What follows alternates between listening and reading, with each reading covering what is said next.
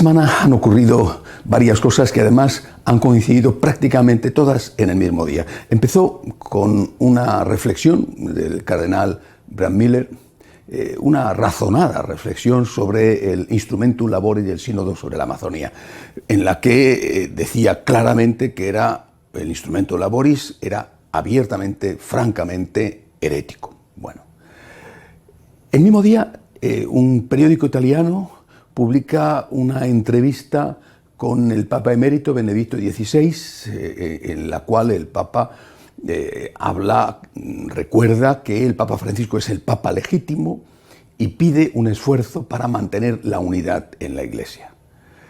También ese día, o al día siguiente, otro cardenal alemán, van tres alemanes, otro cardenal alemán, el cardenal Kasper, supuestamente muy próximo al Papa Francisco, hace unas declaraciones a un periódico francés donde dice que el Papa estaría dispuesto a conceder que, según los países, según las conferencias episcopales, se ordenara o no a hombres casados. Y por si fuera poco, para coronar la guinda, un grupo de sacerdotes alemanes publican también un manifiesto acusando al Papa Francisco de ir en contra de la doctrina de la Iglesia por sus enseñanzas sobre el matrimonio.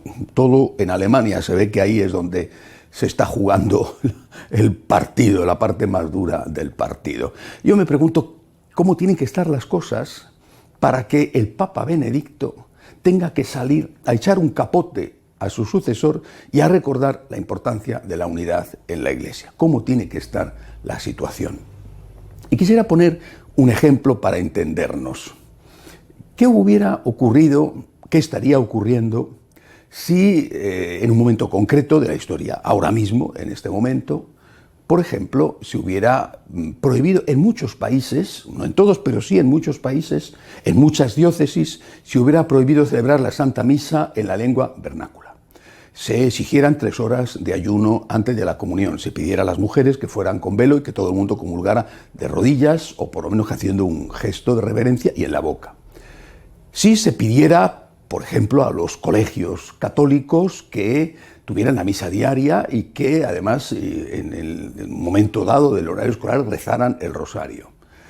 Si se prohibiera a las universidades patrocinar, dar premios, organizar cursos que estuvieran en contra de la doctrina de la Iglesia.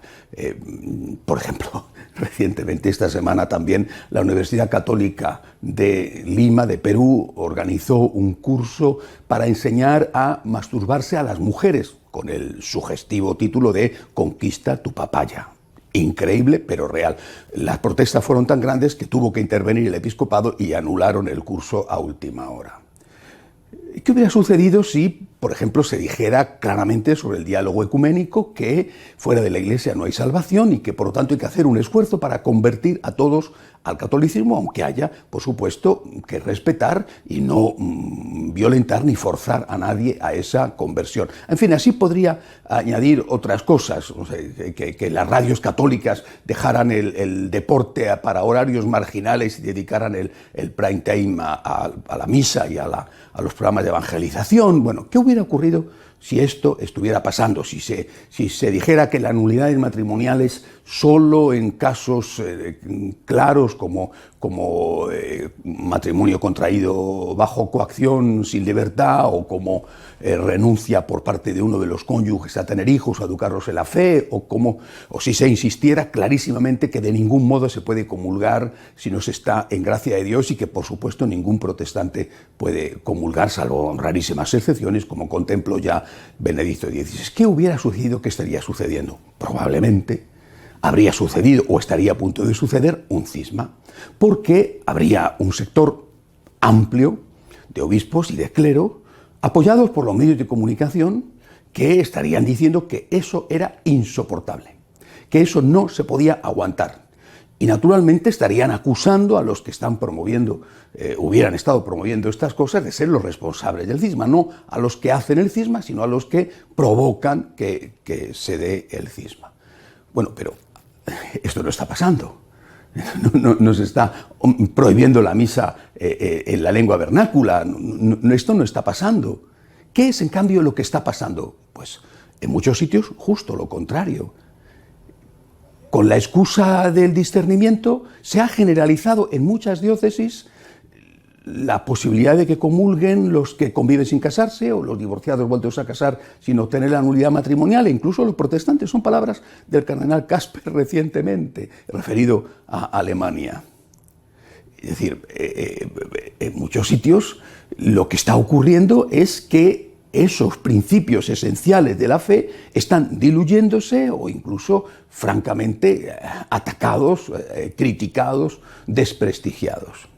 Por eso, cuando el Papa Benedicto, con su gran autoridad moral, sale diciendo que hay que luchar por la unidad, significa que la cosa está realmente seria y grave. Pero tenemos que hacernos dos preguntas. Primera, ¿de quién es la responsabilidad? Y segunda pregunta, ¿hasta cuándo? ¿Hasta cuándo hay que aguantar? ¿De quién es la responsabilidad? Repito, si hubiera habido una reacción que volviera al siglo XIX o antes del concilio, etc., pues todo el mundo diría, la culpa es de los que han dado marcha atrás. Pero esto no se ha movido. ¿De quién es, por tanto, la culpa? Si hay que buscar un culpable, es de aquellos que están pidiendo cosas que van claramente en contra de la palabra de Dios o en contra de la tradición de 2000 años.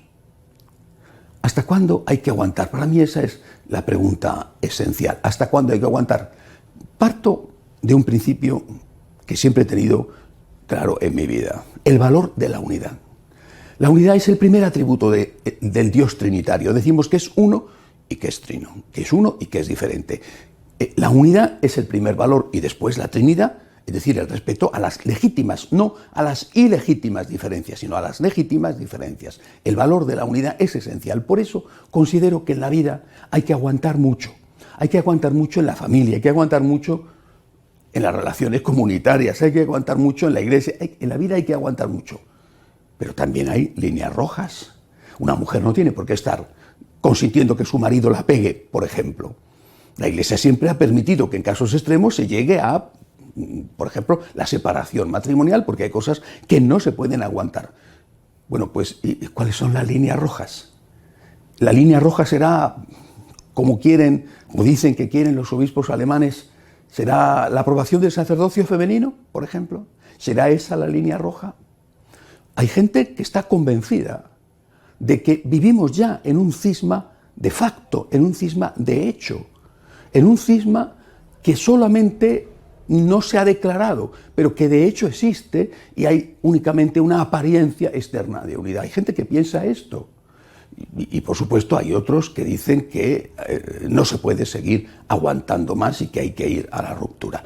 Insisto, creo que en la vida hay que aguantar mucho. Desde luego no hay que aguantar todo. Si hubiera que aguantar todo, por ejemplo, en estos temas, pues la Iglesia no habría ido al cisma con los ortodoxos, o no habría ido al cisma con Lutero, porque le habría dicho a Lutero que lo que él quisiera. O después del Concilio Vaticano I con los veterocatólicos, por ejemplo. Es decir, la Iglesia entendió en algunos momentos históricos críticos de su vida que había que aguantar mucho, pero no todo, y que por lo tanto había que decir no aún a riesgo de que se produjera el cisma. ¿Hasta cuándo, por lo tanto, hay que aguantar?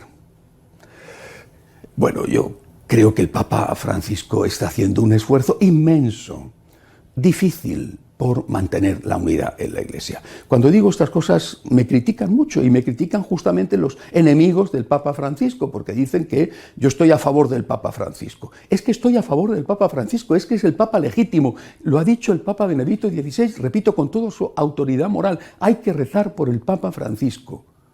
Hay que darle nuestro apoyo, nuestra obediencia, nuestro amor. Hay que estar con el Papa Francisco.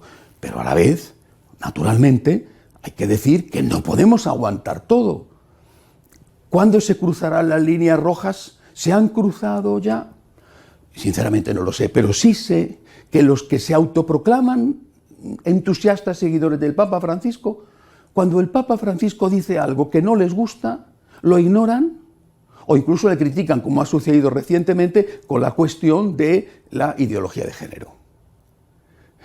A mí me venía esta semana a la cabeza una frase de Cicerón, una frase muy conocida: quousque tandem abutere Catilina patientia nostra. ¿Hasta cuándo abusarás, Catilina, de nuestra paciencia? ¿Hasta cuándo tensarán la cuerda sin que la cuerda se rompa? Hay que aguantar mucho, hay que rezar por el Santo Padre, hay que apoyar al Papa Francisco con nuestras oraciones. Pero hay que intentar que no se crucen las líneas rojas, porque cuando se cruzaron en el pasado, a la Iglesia no le quedó más remedio que aceptar esa terrible, espantosa tragedia que son los cismas. Con el Papa Benedicto decimos que el Papa Francisco es el Papa legítimo, que hay que apoyarle y que hay que luchar por la unidad en la Iglesia. Hasta la semana que viene, si Dios quiere.